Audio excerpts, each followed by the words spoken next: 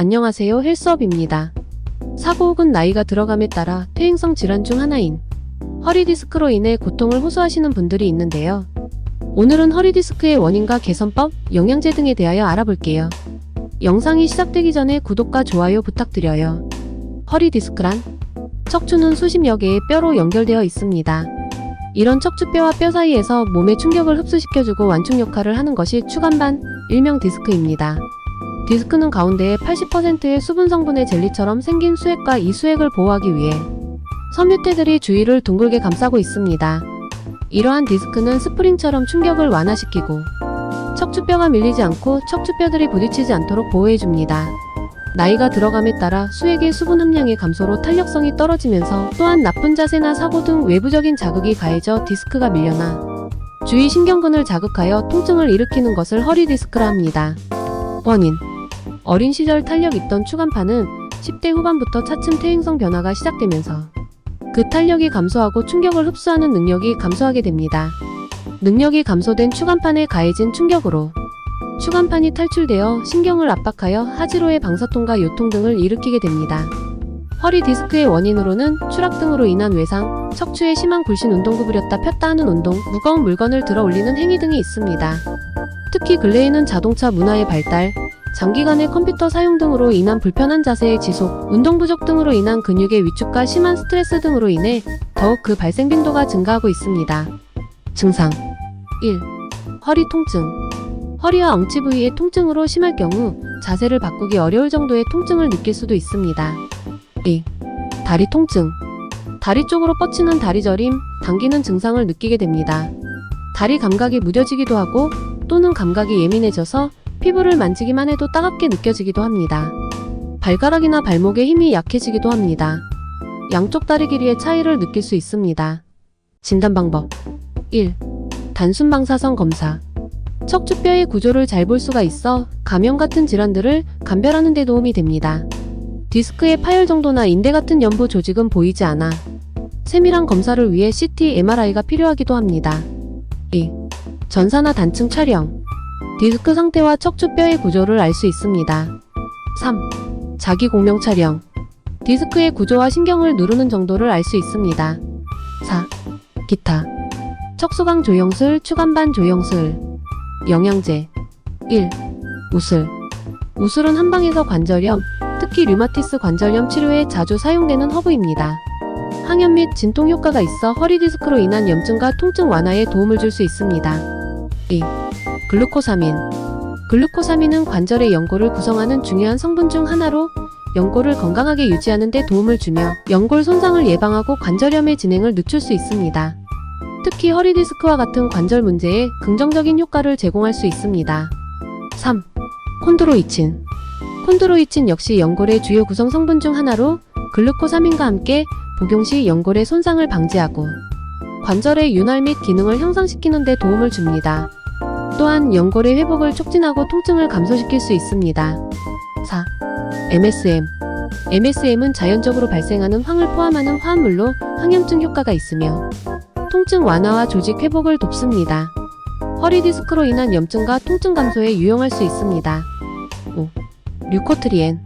류코트리엔 억제제는 주로 천식 치료에 사용되지만 염증 반응에도 관여하기 때문에 일부 연구에서는 관절염 및 기타 염증성 질환의 치료에도 효과가 있다고 말합니다.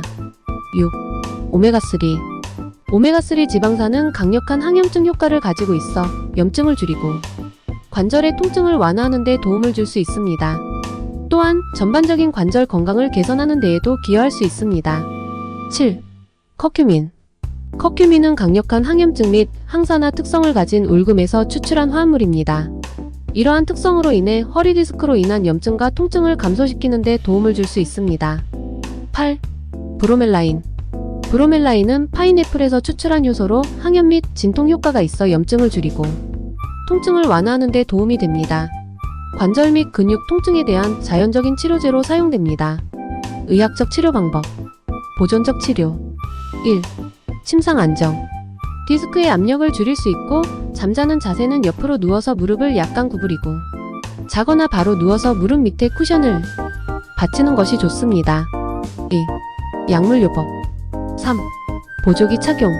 4. 물리치료. 5. 운동요법. 치료적 목적의 운동은 크게 신전운동과 굴곡운동으로 나뉩니다. 하지만 척추 불안정이 증가하거나 운동할 때 허리 통증이 증가할 경우 이들 운동은 금기입니다. 6. 올바른 자세.